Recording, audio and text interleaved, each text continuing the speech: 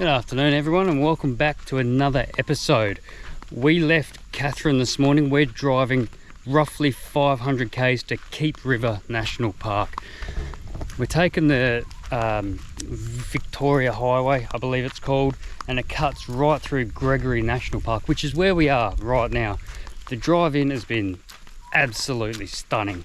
The landscape, as always with the interior of Australia and the Northern Territory, is breathtaking.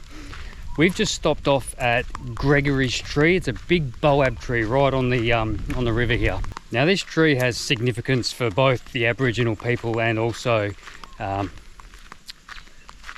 colonists, I suppose.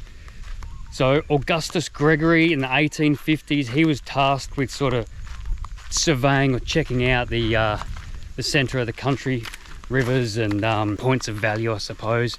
It's also a registered Aboriginal sacred site for a meeting place for a lot of the local Aboriginal groups for ceremonies and whatnot. 500 metre return, 250 there, 250 back to the car. We'll whip up some lunch and then travel the rest of our way for our destination in this episode.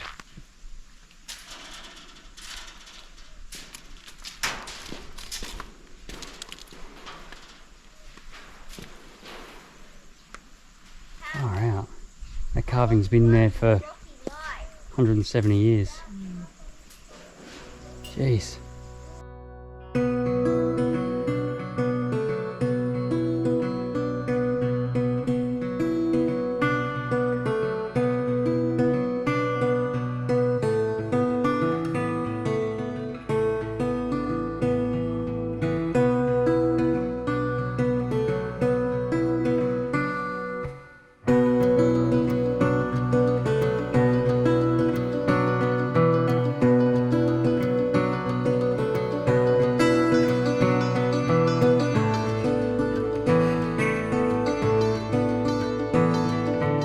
What happened?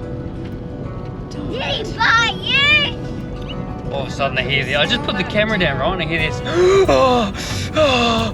What is it? There's a snake on the road. Did it bite your face? Is it gonna Did you go over it? I don't know. Is it in the car? It could be. Is it still on the track? Is don't it know. wound up? Is it gonna be poised ready to attack you when you open up your door? I'm not getting out until the car's been examined. Oh no, did it bite you on the face? It's gonna climb through the fence. Oh, it could.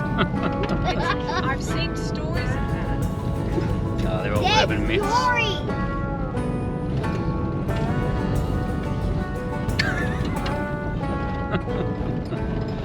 In case you didn't realise, Miranda's got a snake phobia.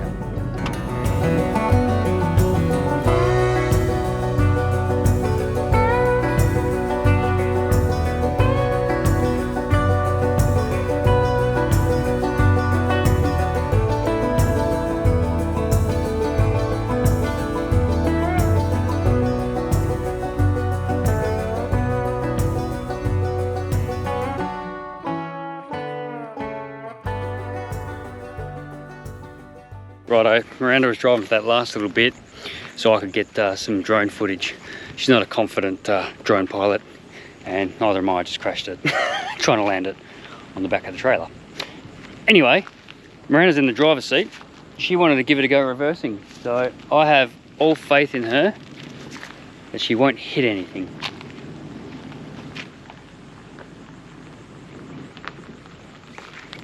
I think maybe my faith is misplaced. Nah, she won't hit anything. We'll see how we go.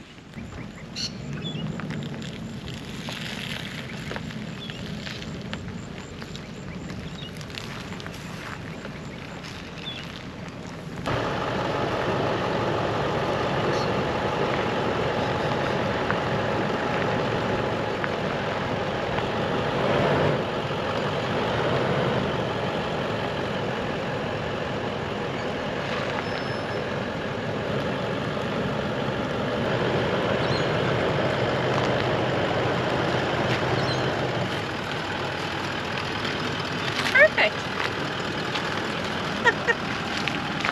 I did it. All right, Well, we could hot probably tip. Come back a little bit back. Hot tip for reversing. Beginner's reversing guide, and we're both beginners really, let's be honest. Slow and steady wins the race. Hare and the tortoise, small corrections. That's Don't what be I did pump. though, Don't be wasn't it? pumping the steering wheel. That's what I'm saying. That's exactly what you've just done. Don't be pumping the steering wheel left and right, left and right, left and right. Small corrections. Take it slow. Make sure you know all your corners I just and didn't where know all how the far I bollards could are. go. All right, I'll come back a bit further. I wasn't too Well sure. Cool, did it. She's well chuffed with that. We are finally all set up. Jarnum Campground in the Keep River National Park. Anything to say? Big boa. Thrilling. Anyway, we've got dinner on the go. We're only here for a couple of nights. There's a few little walks and things you can do not far from our campsite. There's one that just leaves the back of the site. I'm not too sure how long it is, but there's a lookout and some Aboriginal artwork to check out as well while we're here. And I was just checking out the board there, the information plaque as you enter the campground. Apparently the lookout at sunrise and sunset is absolutely stunning. You know, you could just imagine, right, with the red cliff rocks, with that, you know, red sunrise or sunset, just lighting that whole area up. Anyway, it was a beautiful drive in, and I'm going for a little stroll just to the back of the campground because there's this awesome boab tree. I just think they're stunning. Hey, they are such a cool tree. The weirdest things when you think about it, it's like a big bottle with a fuzzy hairdo. That's what it reminds me of anyway.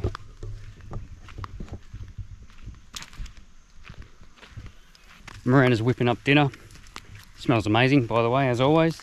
And oh, that's the other thing. We did a stock up before we left our last campsite, Catherine.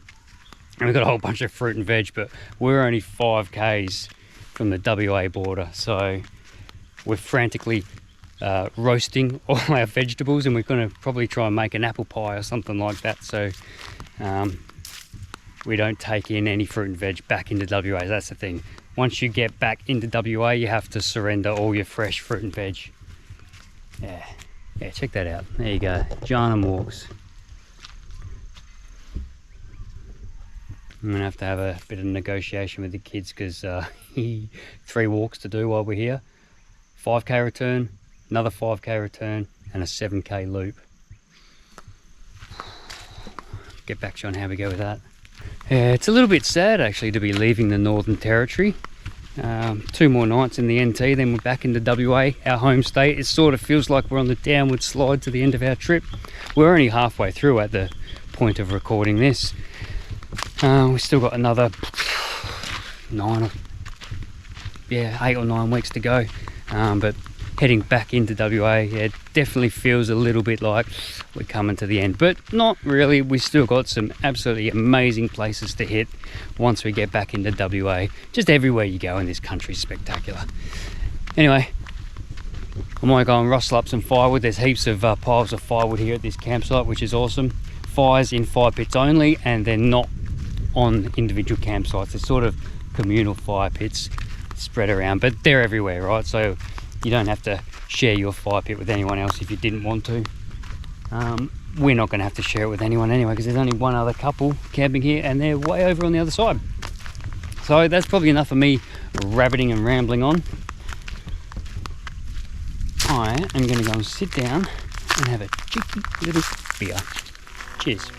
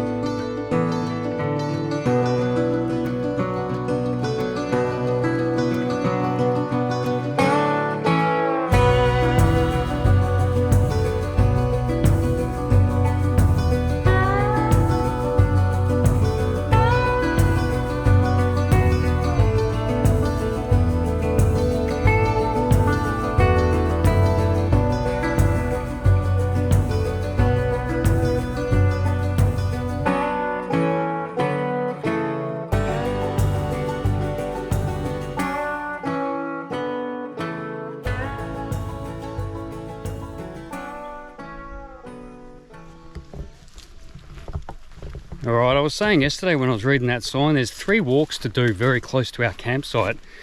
You've got the Niggly Gap, which is about 5.5k return. You have the Jarnum Lookout, about the same 5k return. And then you also had the Loop Walk, that's 7k's. Now the Loop Walk actually encompasses both of those previous walks I just spoke about. So we're going to do the 7k loop. We're going to go to the Niggly Gap, and there's some Aboriginal artwork there as well. And the Jarnum Lookout, where we can look over the Keep River floodplains and also the eucalypt woodlands. And one of the most striking features on this walk apparently is the conglomerate sandstone domes. They're part of the same geological formation that forms the Bungle Bungles ranges in Western Australia.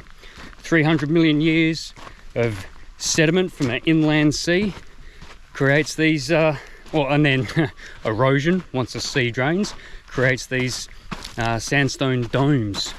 I've seen pictures of them. They're incredible. So anyway, we've got 7k's ahead of us.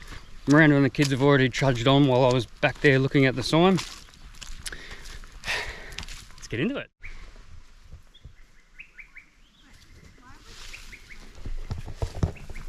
Just come to the intersection. You got Niggly Gap one way, Jarnum Lookout this way, or the Loop. You can go either way for the Loop. Now, apparently the reviews on Wikicamps reckon if you go anti-clockwise, which is the way that we're going, so we turned right at that sign, you get much better views. So, I mean, the view should be the same in either direction, right? But I guess it's what you're looking at while you're walking forward. Everyone reckons go anti-clockwise, so that's what we're going to do.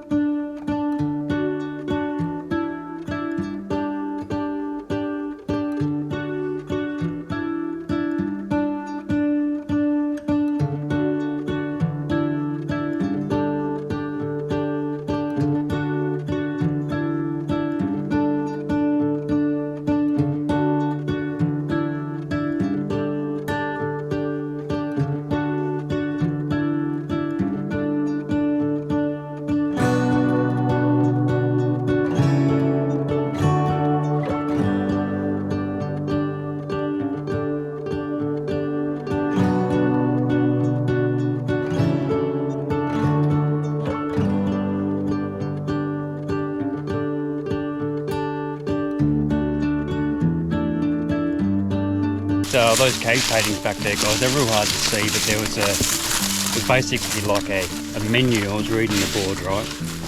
It was showing the importance of emus as a food source. There's a picture of a boomerang, picture of an emu, and there's also a picture of a snake. But the Mirrawong men, the local Aboriginal men, to hunt emus, they used to cover themselves in mud from head to toe to disguise their scent. They'd hide behind their wooden shields, topped with branches, so now the emus can't see them.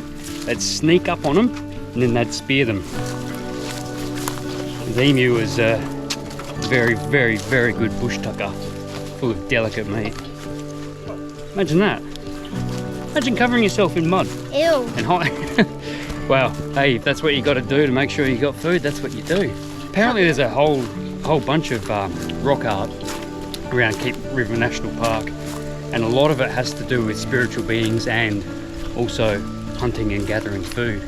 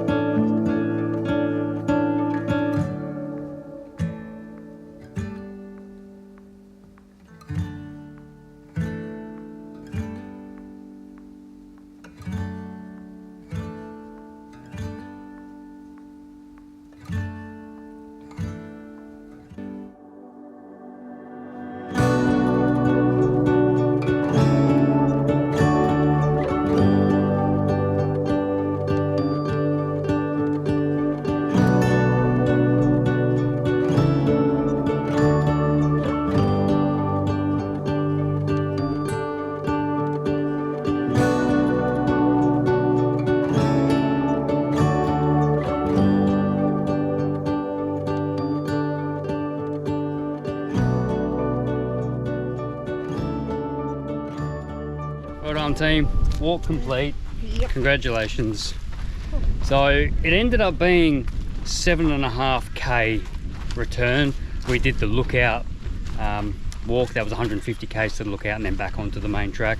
There's a little bit of discrepancy with the distances on the signage around the loop, but all up, it's, according to my GPS, 7.5 k's, and it took us 2.5 hours. Oh, it said 3.5 hours. Yeah, it said allow 3.5.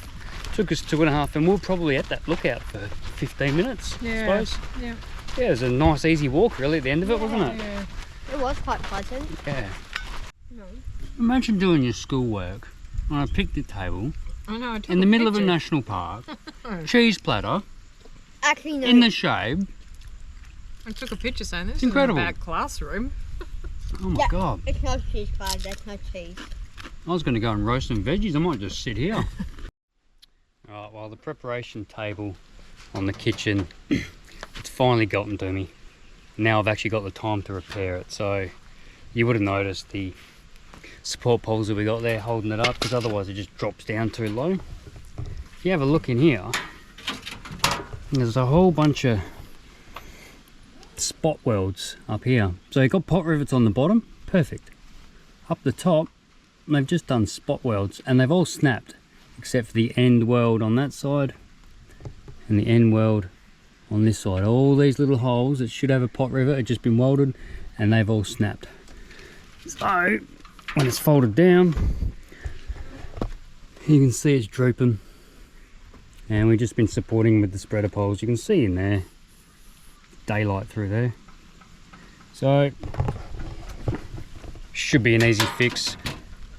Just drill a hole, whack in a pop rivet, and that should be it. Fingers crossed.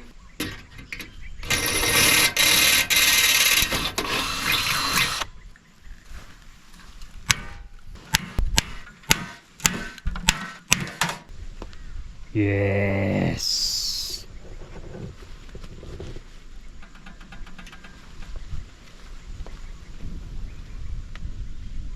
Oh, that is perfectly level. Cool. All I needed was a drill bit, pot rivet gun and a bunch of pop rivets.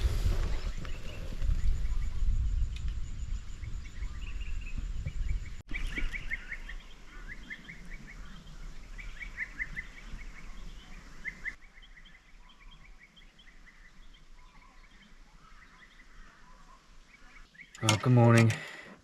We're packing up and leaving Keep River today. On the way out, we are going to another campground. There's a short little 2k hike, I think it is, that we want to check out before we leave. And then we're pushing on to Lake Argyle. That'll be next week's episode. Right now, I'm whipping up Miranda's coffee. Give me a sec. There you go.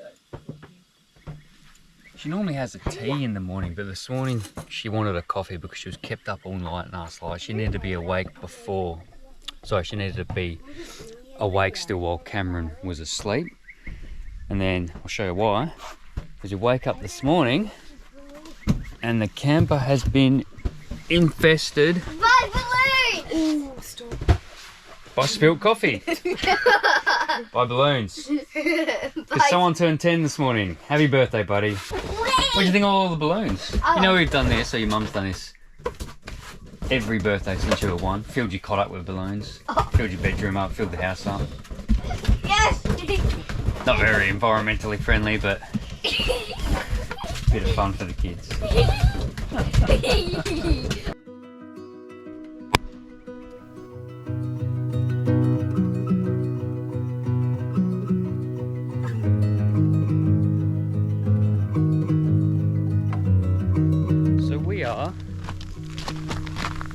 Not even 200 metres from the car park of this campground.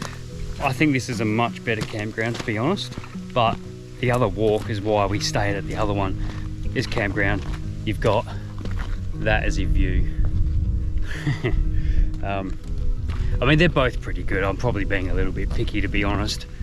It's just that these views are pretty specky. It's a 2K return, 2K loop called, I've forgotten the traditional name, apologies. Translation is Brolga Dreaming. So this is one of the dreaming trails for the traditional owners. Jacqueline.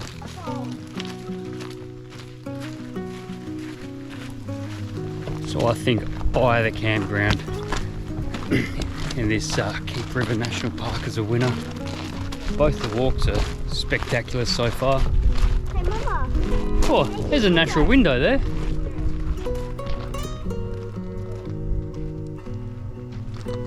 Awesome. Oh, look at that, would ya? That's cool, man.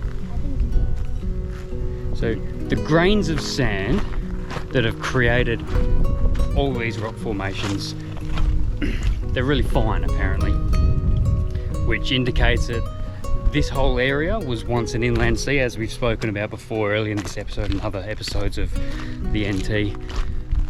And then you got all these big then you got all these big chunks of rock, like all this stuff, right? All that conglomerate, or pudding stone I think they refer to it as. And that was laid down at a later stage, and then the earth lifted and tilted, and that's why a lot of these layers that you see are on angles. Sea's drained away, obviously. Erosion then carves out those layers of sediment and leaves you with the landscape that we're walking through now. Have a look at this one. Two very distinct layers. That's obviously all the fine sandstone laid down when there was an inland sea and compressed. Then later on, this stuff comes rolling in. And the sea drains away, the earth lifts up, it tilts from Lord knows what kind of geological activity creates that. Tectonic plates moving and shifting, magma rising and lowering,